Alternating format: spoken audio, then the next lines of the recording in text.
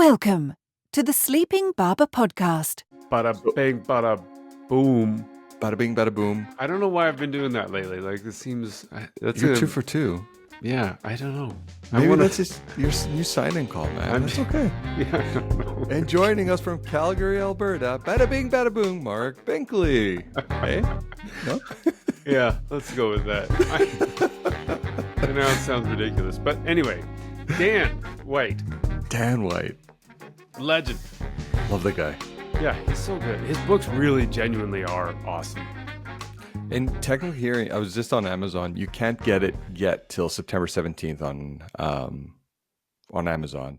Okay. But honestly, like a team, like I'm talking to my team. It's like everybody that's listening, these smart guide books that he's put out, like smart marketing, smart advertising, smart branding, these are great books that have a lot of the current literature around our industry. And they're not very expensive. I would suggest everyone buy them. Yeah. They're phenomenal. Yeah, they are. I don't know what keeps happening, but my screen just zooms in super big and I have the stop button that's only visible. And I can't see you. I don't know what happened. It's just weird. Anyway, let's fix that. So what were some of your big takeaways from this week? That's a good question. I have a few takeaways. I love that we went through all the core concepts, kind of almost like in a this or that kind of format, which was good. I think for me, where I'd want to start is first around like the misconceptions about how ads work. You know, the notion that we can't generate demand, and that we were talking to Dale about this very thing. Yeah, had a great conversation with him about it, and I think there is this ongoing perception that we do generate demand. The reality is we don't. The second was the notion of just being able to convert people naturally from one brand to another. Sometimes it's just very circumstantial. And the only thing that you can control is your ability to maintain or create that mental availability. So if there at some point do need to make another choice, that you become top of mind to do so, but you're not actively converting people, which is also an interesting take as well. yeah, and I agree. I think there's so much about the simplicity. I love what he said about, the Einstein quote, if you can't explain something simply, you probably don't understand it well. Yeah. It's true in a lot of ways. And when it, in this conversation can be very complicated. And I think with marketing, especially, or advertising, there's so many levers and widgets and gadgets and whiz-bang things in the platforms that we get. Yeah. Kapow. Kapow. Shazam. Kablooey. Bada bing, bada boom. There's a whole bunch of that. Yeah, gobbledygook. But, there's new ad units, new targeting tools, new everything. New UTM parameters, you name it. There's everything.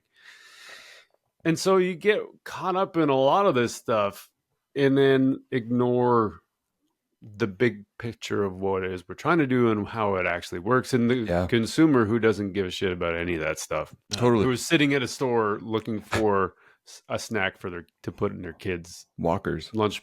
Yeah.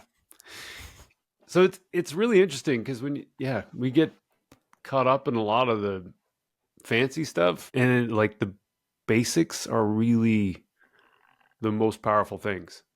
Like, we have to work with product. We have to work with distribution. Packaging. Yeah, packaging. All that to make all of this work that much better.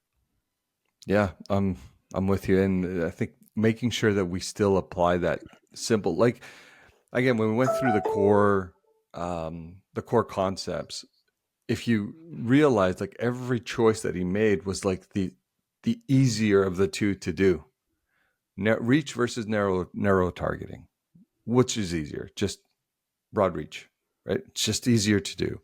What was the other one here? Just quickly off the top of my head. Reach versus frequency. Again, reach is going to be easier. Phasing your spend versus bursts. Having always on is just easier to do versus trying to time it perfectly to have a specific burst in market. Like, yes, there's going to be nuances, but that just goes to show you that we shouldn't be complicating things. Yeah, but you know what?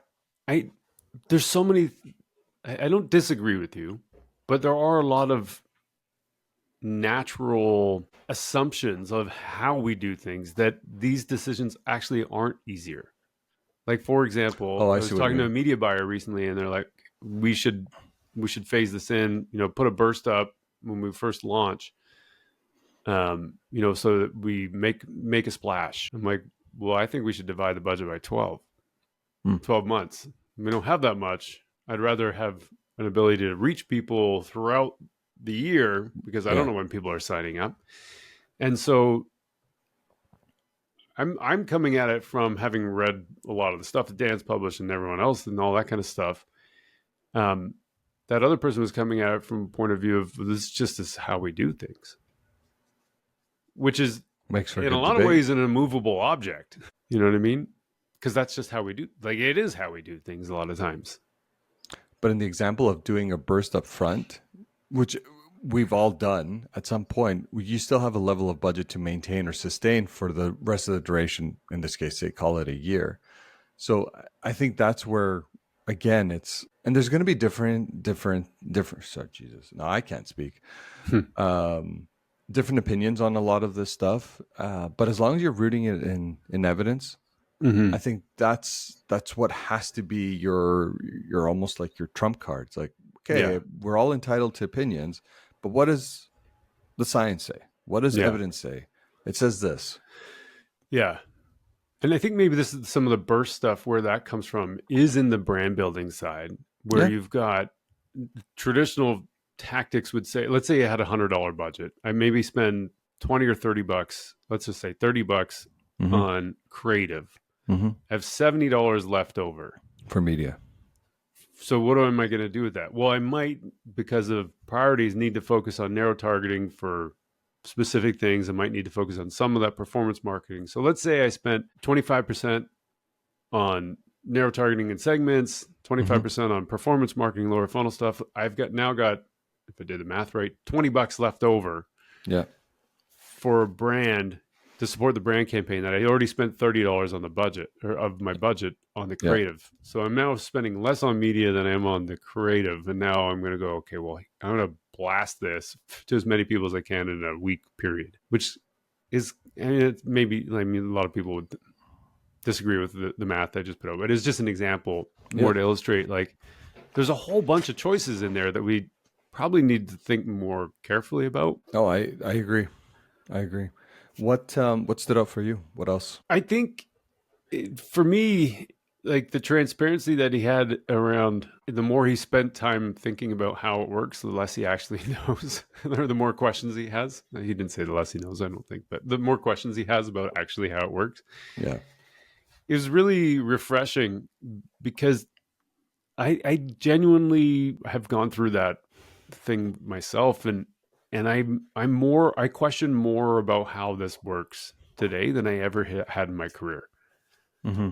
It sounds like with all the examples you have, it's a similar experience too. Like, you're asking more questions of, like, the metrics that are being reported and the reports that you're getting. Yeah. And so I it's easy to say, oh yeah, marketing is going to just be this strong force that's going to force people to create demand, and it's going to convert people from one product over to another. And the reality is much more nuanced than that. Mm-hmm. Mm-hmm. I think it's important for advertisers and marketers in general to be honest with, like, setting expectations around what advertising can and cannot do. Yeah. I'm not purposely trying to make this about my journey here, but I think what's interesting is the more time, and you brought this up a couple podcasts ago, and I think a lot for me really changed because of this podcast, and because now you're almost allocating time to get closer to the literature as we're preparing for interviews, as we're just naturally being more immersed around it, that it's given me a different level of confidence to either defend a point of view, challenge a point of view, and whatever that is in the moment. And I think for me, what it becomes is, like, for all of us, is the more you spend time trying to understand something about our discipline, naturally you're going to just open up more I guess this peripheral vision on all other things as well. And I don't know, maybe this is just me, but yeah, I know that I carry myself and I approach conversations a lot differently than I ever have in my career now. Yeah. Yeah, to me, it's like the Wayne Gretzky analogy of, the game slowed down. Or I think it was Wayne Yes. Gretzky. Like when you have this, and we were talking yesterday about Colin Powell's, the interview we had with him, how he had said the model plus the manager is more effective than either the Yeah. model on its own or the manager on its own. And so Yeah. the more you understand the models, and Dan mentioned this a little bit, there's a lot of conflicting models out there. Yeah. The more you learn about that stuff, and the more you dig into the references, especially like what is the proof behind this, not just that somebody Yeah. published it, that's not proof, that there is references that you can link back to and find Yeah. the source data and all that kind of stuff. The more you select for well-referenced ideas and models, and the more you understand those, the slower the game gets. Yes. Right. And then the more time you have to make decisions rather than panicking and feeling like, because I did that a lot at the beginning of my career. Yeah. I felt panicked all the time, trying to just react and respond to be agile and, and do things because people were asking me to do things. Whereas now it's kind of like, no, I can ask a few questions too, because there's, answers that I might have based on the models that I now know. Yeah. That are, and questions that I might actually have that are new and different. So it's a little bit slower and I can anticipate other questions that might come up. I love what you just said there. The game has slowed down. Yeah, that's a great way of putting it. That's a great way of putting it. Yeah. Well, thanks, V. Thanks. Yeah, man. The other one that I thought stuck out for me is he talked about how marketing hasn't really got, or advertising hasn't really got meaningfully better, which is kind of like a problem. And what came to mind when he was saying that was, at least in Canada, engineers have the iron ring. And it was, I might be butchering this, but it was intended, there was a bridge that collapsed. And so all engineers from that moment of time forward were given iron rings as not a memento, but like a recognition of a moment in time when this bridge collapsed, and that was part of their responsibility. And so it was like kind of never again kind of thing. So a way to get better. And that's kind of what came to mind with this. And, books aren't always the answer, but there are well-referenced books, well-referenced literature, all that kind of stuff. It's in a way, a way to get a version of an iron ring, like having this insight and this knowledge. Yeah. For marketing, I think is valuable. I don't know how to turn that into something. Maybe we come up with rings. maybe we have we sell some merch. Let's. I like that idea. Let's selling figure some something merch. out. Selling merch. And I think again, when we think about our discipline, though, it's such a subjective one, which I think also creates this level of obscurity in some instances, right? Because everyone can have an opinion. Yeah. I can't have an opinion on how to build a bridge because I've never built one, so I'm not even going to try. Right? Popsicle sticks, maybe. Yeah, that's right. I have done a grade 4, stick. something like that. I did do that. And yes, my bridge won. But wow. Yeah. Maybe I was an engineer in another life. I have no idea. But I just his way around explaining things, Dan, his illustrations, he's been able to simplify a lot of these models, a lot of these concepts into very easy way of digesting it. It's almost like snackable content in a way. Like if these books were an app, you would just be scrolling, right? And I think it's just a great resource. Full stop. It's a great resource. I have 2 of them right now, just waiting for the third one to actually be released here in Canada to pick up through Amazon. But yeah, they're good.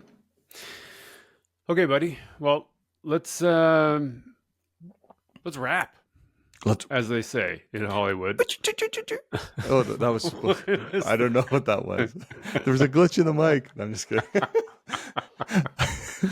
That's really good. Yeah. Here comes the emphasis. Oh, poor Mark. You got this, buddy. Anyways. Whoa, I never used the mute button so much in my life. This is another great one. Yeah, this is really good. Yeah, thanks, Dan, if you're still around and still listening to this part. But Yeah, we thanks, appreciate you coming on once again, and good luck with your books there, buddy. Yeah. Until next time, Pete, let's go chase some profitability. Let's go chase that profitability. I'm going to hang up here and just go right over there into the profitability chamber. And it's nice that you have it in the Testing. house. I have to go outside the house to go find it, but oh, yeah. Yeah, it's just behind that.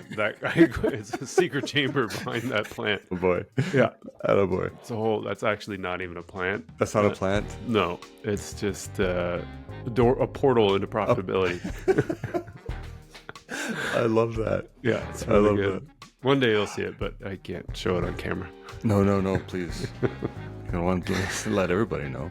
Yeah. Okay, bud. Awesome. All right. Have Later. a great rest of your day. You too. Ciao.